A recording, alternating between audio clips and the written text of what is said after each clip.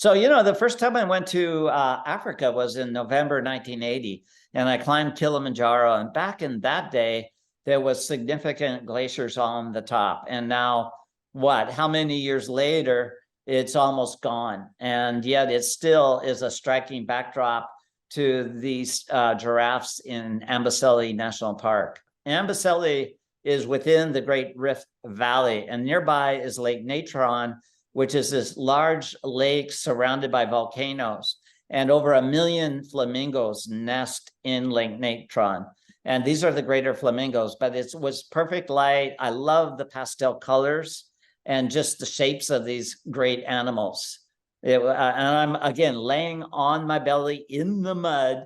By doing that, then I can bring in that blue background behind it, but also it gives the impression that they are big, tall birds rather than standing and looking down on them. I would say they're probably 4.5 to 5 feet tall when they stretch their necks out. Beautiful colors. And perfect light.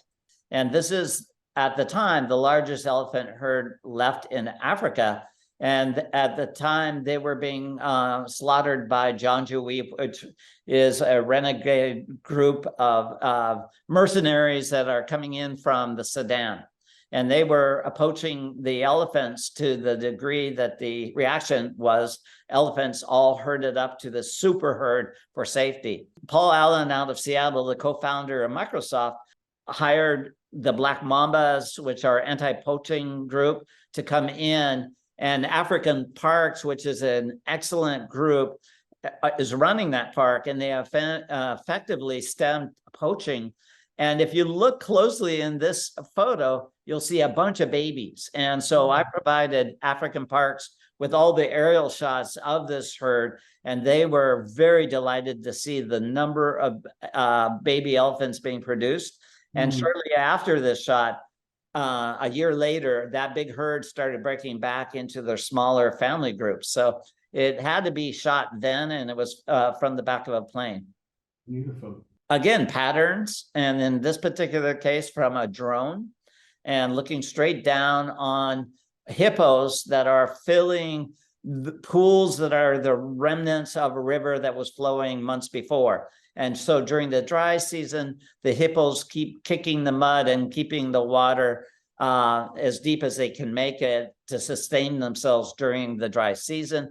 Unfortunately, these are dangerous animals. They're one of the leading causes of death for people in Africa because they just are so big. And if they're caught out of the water, they run straight to the water. And if you happen to be between them and the water, people have been killed. These animals also have to share with another extremely dangerous animal, the Nile crocodile, and they don't like each other. So in this image, you're seeing a standoff between these two dangerous animals, the hippos and the crocodiles. Crazy. I do not want to be in the middle of that.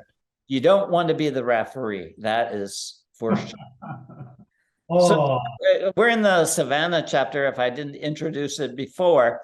And again, painting comes to mind. I love repetitive shapes. The replication of a similar shape is pattern. And so you see that always in the great migrations that occur in the Mara River in August and in the springtime in Tanzania. This is beautiful, like almost monochromatic color scheme. It fades, the dust, makes it more abstract. Distant you go, the horns pop, it becomes silhouette. It is so beautiful. And, a lot of people don't understand that the wildebeests are the migrating animals, but there's over 100,000 zebras that are following the herds as well. And all these ungulates, the zebras, the wildebeest, the antelope, are really following the rains. When rain falls, even 100 miles away, they can smell the rain. And that is what starts the migration happening. These are wild dog pups. Oh. This is a unique photo in the sense that it was not known that wild dogs actually take primates. They primarily were taking wildebeest and antelopes and impalas. But now this particular troop of wild dogs or painted dogs started taking baboons, and you're seeing pups playing with the severed head of a baboon. And it's kind of gross and yet very curious how things change. Nothing stays the same. And so cultures are constantly changing, but animal behaviors are adapting and changing as well. I love this shot simply because, again, it's the standoff, predator and prey.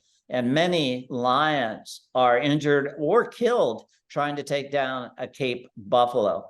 But there's a pride of lions that for years learned, and they were the buffalo hunters.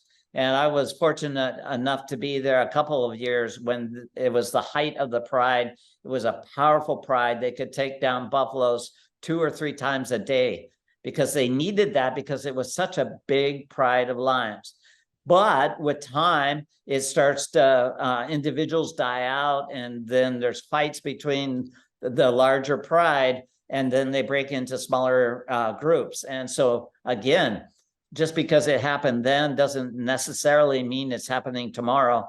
And it just shows that these are wild animals, their lives are playing out, but they're not identical to what has happened before or identical to what may be happening in the future. Oh, beautiful image. I'll tell you why I have seen this image, why I respond to it. It is different than a traditional leopard image. Obviously, the leopard's in the trees, but you look at the sun first, and then you start looking up, and suddenly you notice, oh, wow, you didn't expect to notice. And then you start seeing, again, the patterns and the textures between the leopard legs, the tail, and all these branches coming down. It's a beautiful image. The other thing I want to interject here is, again, a photo like this is a modern photo. We have the ability now to open up shadows or darken the sky and bring what is a difficult exposure into alignment.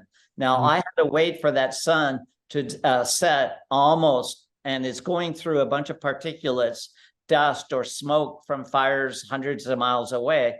And that enabled that exposure of the sun to be appropriate. At the same time, all the detail of the tree and the leopard are showcased. So it's not 2 exposures, it's a single capture, but with more sensitive, digital files rather than the films that we used to use.